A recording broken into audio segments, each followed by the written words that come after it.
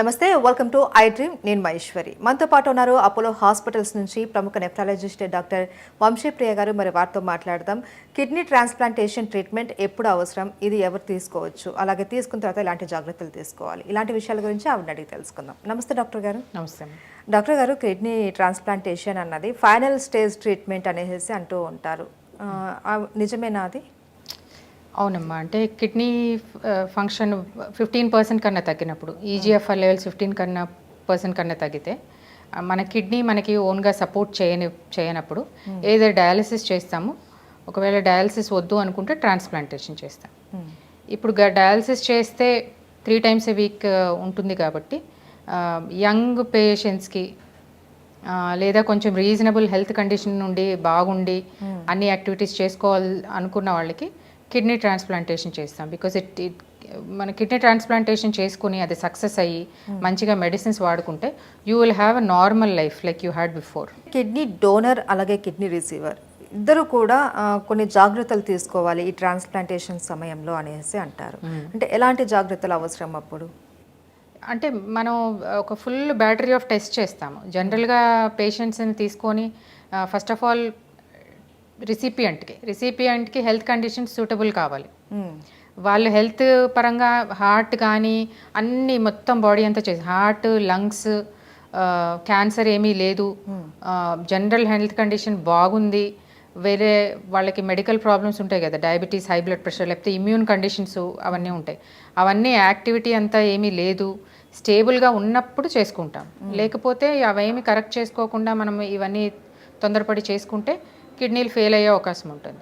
So మనం condition నిర్ధారించి మనం ట్రాన్స్ప్లాంటేషన్ తీసుకునే ముందు ఇవన్నీ జాగ్రత్తలు తీసుకొని బాడీ ఫిట్ కండిషన్లో ఉందా, మనకి ఆల్రెడీ ముందు ఏ డిసీజ్ ఉంది అది దీనిలో రికర్ కాకుండా చూసుకొని స్టేబుల్గా చూసుకొని అప్పుడు చేసుకోవాల్సి ఉంటుంది. అయితే డోనర్కి ఒకవేళ హార్ట్ ప్రాబ్లమ్స్ ఉన్నా లేకపోతే డయాబెటిక్ ప్రాబ్లమ్స్ ఉన్నా వాళ్ళని అవాయిడ్ చేయాలా? డోనర్కి ఏ మెడికల్ ప్రాబ్లమ్స్ లేకుండా ఉండకూడదు. ఏ ఉన్నా కానీ రిజెక్ట్ చేస్తాం. డయాబెటీస్ ఉంటే రిజెక్ట్ చేస్తాం. హార్ట్ ప్రాబ్లం ఎట్లా ఏ మెడికల్ కండిషన్ లేదు అంటేనే వాళ్ళని మనం యాక్సెప్ట్ చేస్తాం. హెల్తీ పర్సన్ ఒకవేళ బీపీ ఉన్నా కూడా మనం ఈజీగా ఒక మెడిసిన్తో కంట్రోల్ చేయగలిగితే ఓకే. లేదు అంటే కనుక తీసుకోము. ఇదేంటి లైవ్ డోనర్ గురించి చెప్తున్నా. అంటే మన ఫ్యామిలీ మెంబర్స్కి ఎవరైనా పేరెంట్స్ కూడా ఇవ్వచ్చు.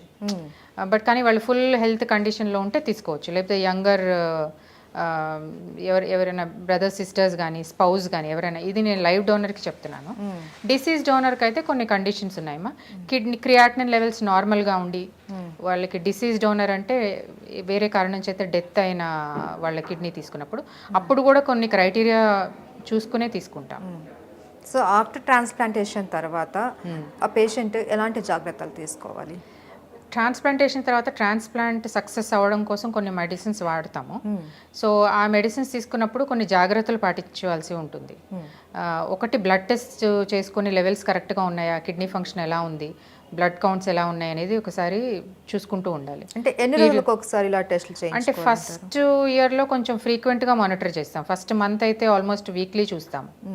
ఓకే, తర్వాత కొంచెం మంత్లీ చూడడం, తర్వాత ఈవెన్చువలీ అంత స్టేబుల్ అయిన తర్వాత అట్లీస్ట్ 3 monthsకి ఒకసారి మానిటర్ చేసుకుంటాం కిడ్నీ ఫంక్షన్. అంటే ఒక 4-5 years అయ్యి అంతా స్టేబుల్గా ఉంటే కొంచెం టైం తీసుకోవచ్చు. But in general within 3 months పరీక్షలు చేసుకొని అన్ని స్టేబుల్గా ఉన్నాయని చూసుకోవడం మంచిది. సో కిడ్నీ డోనర్ వాళ్ళ కిడ్నీని డొనేట్ చేసిన తర్వాత సింగిల్ కిడ్నీ ఉంటుంది. సో వాళ్ళకి ఏమైనా ఎఫెక్ట్ అవుతుందా? వాళ్ళకి ఏ మెడికల్ ప్రాబ్లమ్స్ రాకుండా చూసుకోవాలి. Like I said, medical conditions already ఫిట్గా ఉన్న పర్సన్వే మనం డోనర్గా తీసుకున్నాం. Already they were fit. Majority of the times వాళ్ళకి ఏ ప్రాబ్లమ్స్ రావు. అందుకే లైవ్ డొనేషన్ ప్రోగ్రామ్ అంత సక్సెస్ అయింది.